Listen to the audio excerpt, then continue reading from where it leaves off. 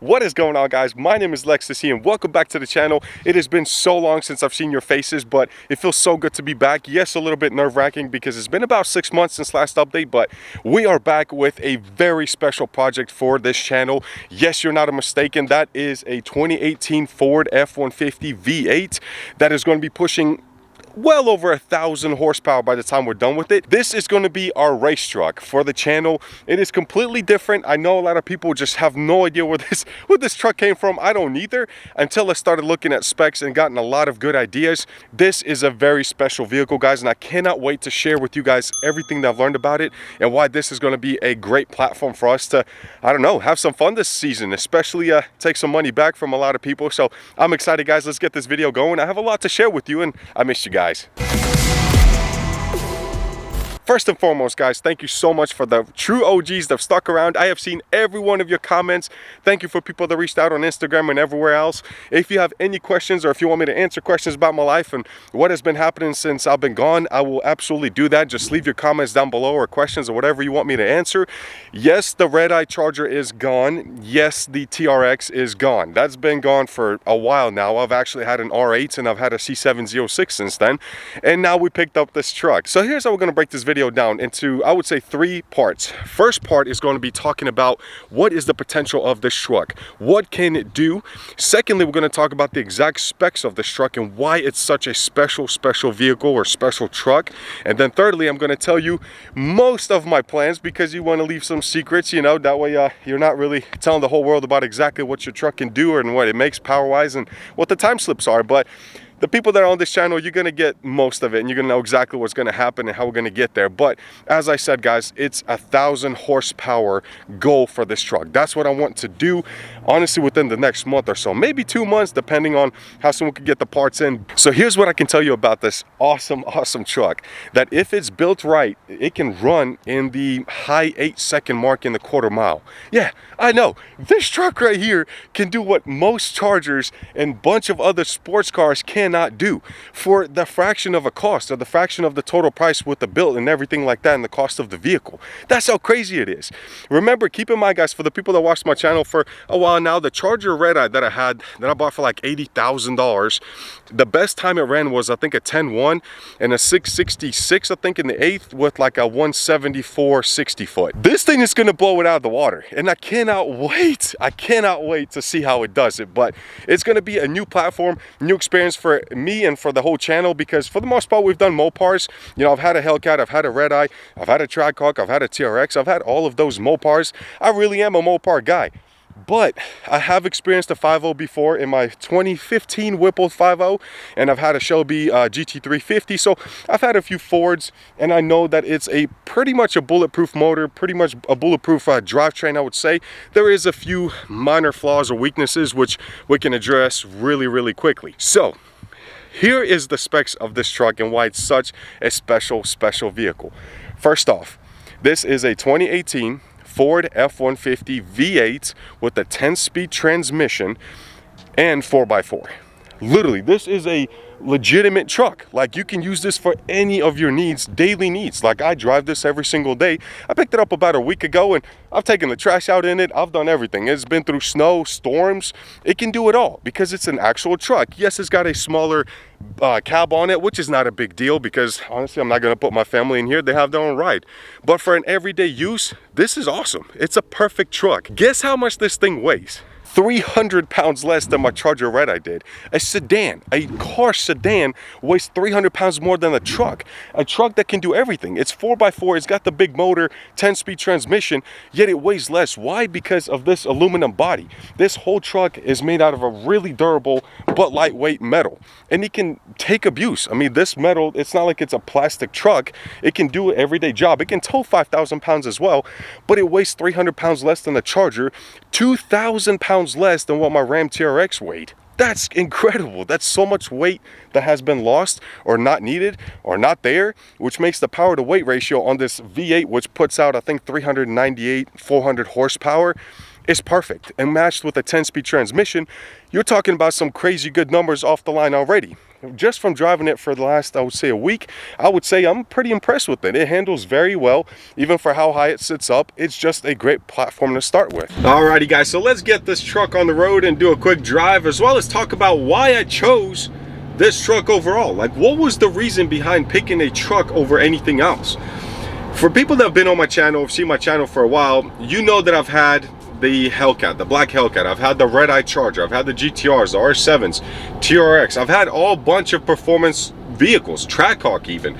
And all of them are 60,000 plus vehicles. Like the TRX and the Redeye Charger were like $80,000 to $90,000, right? This truck, 2018 with 4,000 miles, I picked it up for $36,000 plus some taxes and fees and whatever else that they add on there, but it's a very cheap vehicle. So my thinking on this was, I want to find something that is actually practical, decently priced, so you don't have to make crazy money to be able to afford a race car, race truck, whatever you want to call it, and still have fun.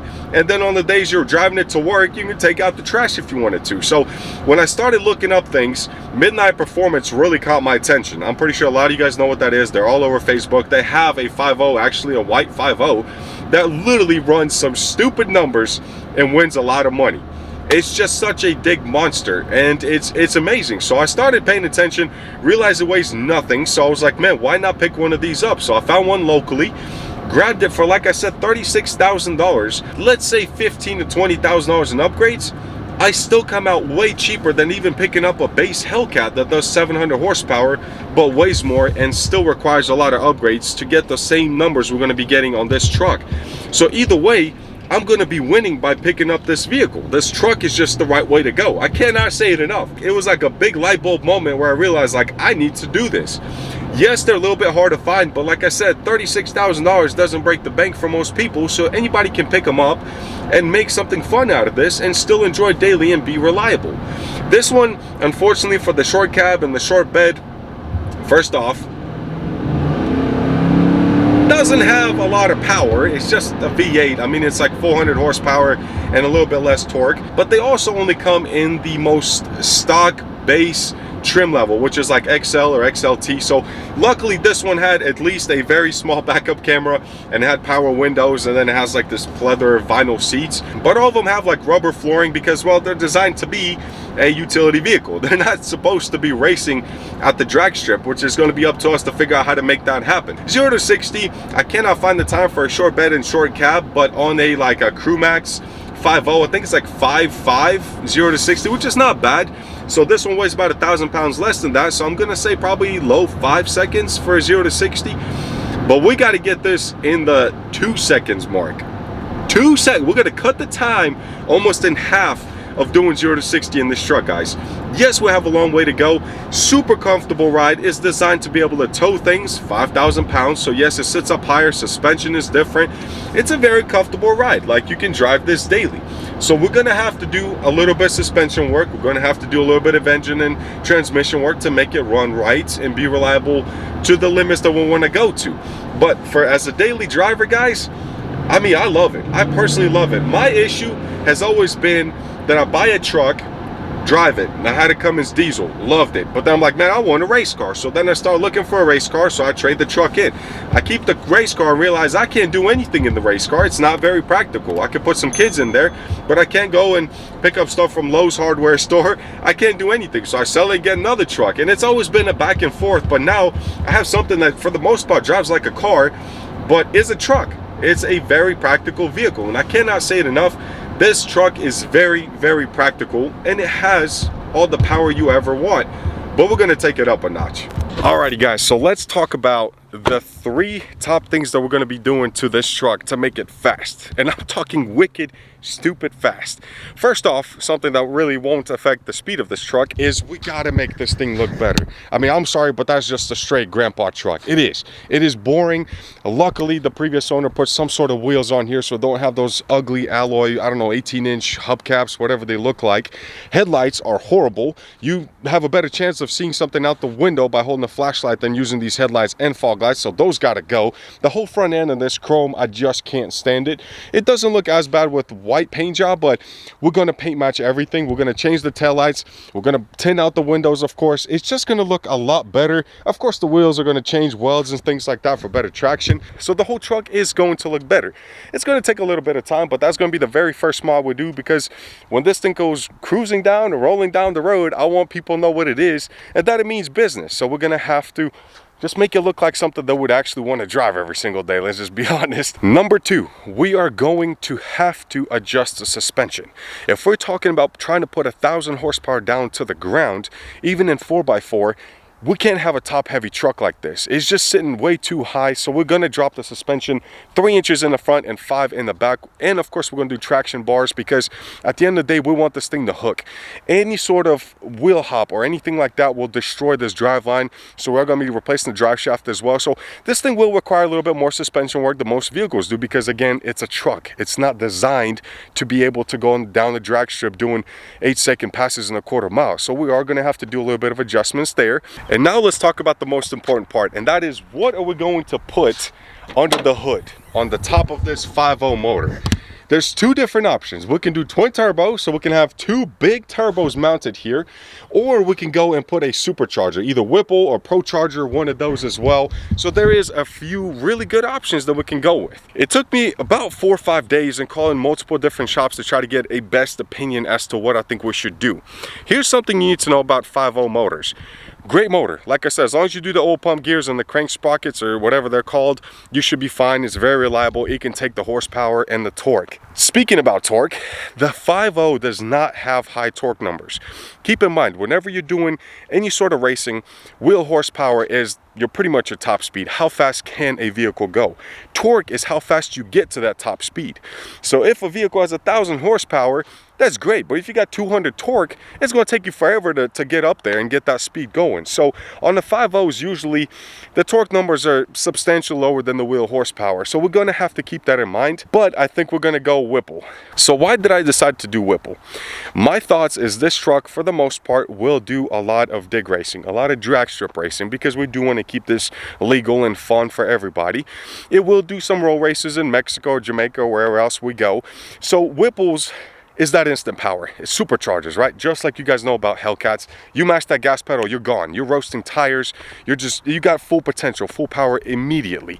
Turbos take a little bit of time to really spool up and get going, but when they do, they'll reel you right back in. But because our races are not going to be half a mile to a mile long, I'm going to do a Whipple.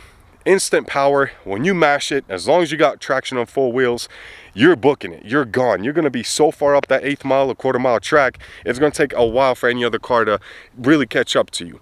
So with doing a Whipple, like I said, we're going to do a 1-piece drive shaft.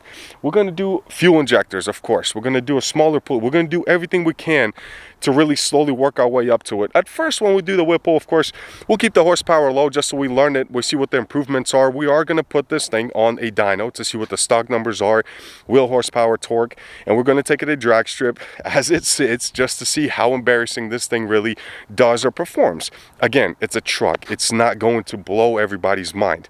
But once we start putting that Whipple on, and once we start slowly raising that horsepower, and we're going to get nicer tires, welds with probably radials all around, guys, I'm aiming for the moon. I am aiming to make this thing such a dig monster that we could take it out on the streets and make some money with this thing. So Whipple, absolutely. Lower our bigger injectors, and of course, I don't know, we probably will do an exhaust. I'm not a big fan of exhaust. I'd rather hear the whine of the supercharger over anything else. And of course, slowly we will do the aesthetics. We're going to do the lowering the suspension. Everything is going to be coming up in the next video, so there's a lot that's going to happen, guys. Stick around. You're going to enjoy this build, guys, as much as I am, because this is a new platform for me. I'm going to be learning with you guys. We're going to make mistakes. We're going to blow stuff up. Hopefully nothing really related to the motor or the transmission, but we should be fine. It's just going to be a learning process for all of us. One thing to keep in mind is once we get to that 900 plus wheel horsepower, we are going to have to do a little bit of head work, probably springs and valves and things like that, just to make sure it can actually hold it, you know, ARP head studs and stuff like that. But again, the whole point of this truck is to show you guys that you can have fun with a lot less money than what I've been spending on this channel, and I just want to enjoy it. You know, if I get a scratch on this truck, I'm not going to cry about it or get pissed off. We actually will wrap this thing probably as well. So if you got any ideas, comment down below what you want to see. But for the most part, guys, thank you so much for watching. Thank you for being a true supporter of this channel. So drop a like, drop a comment, guys. Subscribe, of course, if you haven't yet. Everybody that watches, literally 100% of the people are all men. So dudes, thank you guys. Thank you, brothers, for watching my channel. I guess it's not interesting to anybody else, but thank you so much, guys. If you want to see, or if you want me to talk about my other stories I have about my rental company and things that happen there, I'll be more than happy to do it. Drop a comment or whatever else you want to see on the channel as well. This is all for you guys. So thank you so much for watching. Enjoy, and I will see you guys next time. Peace.